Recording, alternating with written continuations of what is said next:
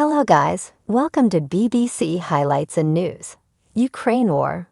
Russia hits most settlements in one day, says Kyiv.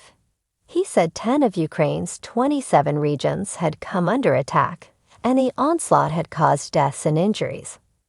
Many of the communities hit were near the front lines in the east and south. Russia has for weeks trained much of its military firepower on Avdiivka, a strategically significant town in the eastern region of Donetsk. Avdiivka is being erased, shattered. There have been more than 40 massive shelling attacks against the territorial community in the past day, said local leader Vitaly Beravash. He said 2 civilians had been killed and warned that Russia was building up to a third wave in its offensive. Ukraine says Russia has been pouring reinforcements into the area in a bid to encircle and capture the town. 20 attacks in the Avdiivka area alone were repelled on Tuesday, Ukraine's armed forces general staff said. Russia has also ramped up attacks on the town of Kupiansk in the northeastern Kharkiv region and sought to stop Ukrainian forces from recapturing territory around Bakhmut. There were also attacks away from the front lines, on a block of flats, shops and a pharmacy in the southern city of Nikopol on the bank of the Dnipro River, and in Kremenchuk, where a disused oil refinery was set on fire by a Russian drone. The refinery in the central region of Poltava has been targeted several times by Russia, and officials said it had come under attack throughout the early hours of Wednesday.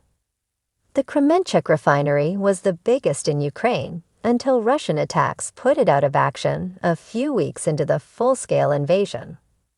Ukraine's counteroffensive has so far made little headway in recapturing land occupied by Russian forces in the south and east, prompting fears of Western fatigue with the war. Ukrainian President Volodymyr Zelensky has admitted the slow progress, repeatedly urging Kyiv's allies to urgently provide more advanced weapons and also stay united. On Wednesday, Ukraine's chief military commander Zaluzhny warned that the war was now moving to a positional or static stage. In a column for The Economist, he said this would benefit Moscow by allowing it to rebuild its military power.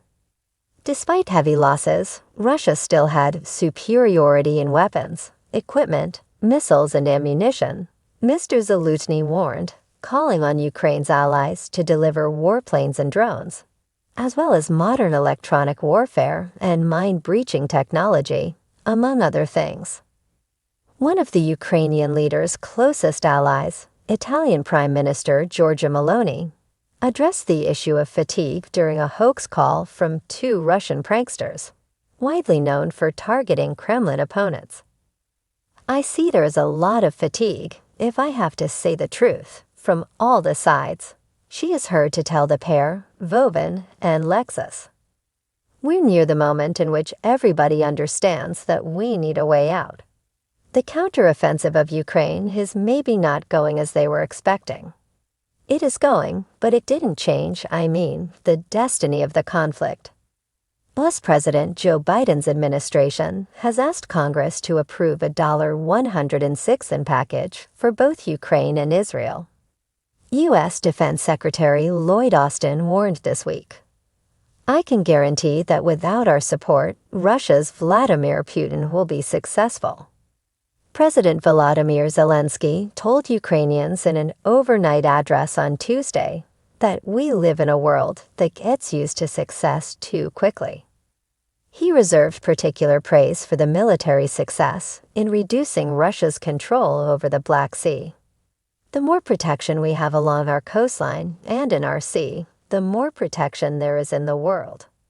Recent Ukrainian attacks have hit the headquarters of Russia's Black Sea Fleet, prompting most of its ships to leave occupied Crimea. Kyiv has tried to create an export corridor safe for civilian vessels to carry grain along Ukraine's Black Sea coast via Romanian waters and onto the Turkish coast. Although at least 700,000 metric tons of grain have evaded Russian bombardment in recent months, Ukrainian officials said warplanes had dropped explosive objects on the expected paths of civilian ships. However, the functioning of the navigational corridor continues under the aegis of the Defense Forces, said Ukraine's Southern Operational Command.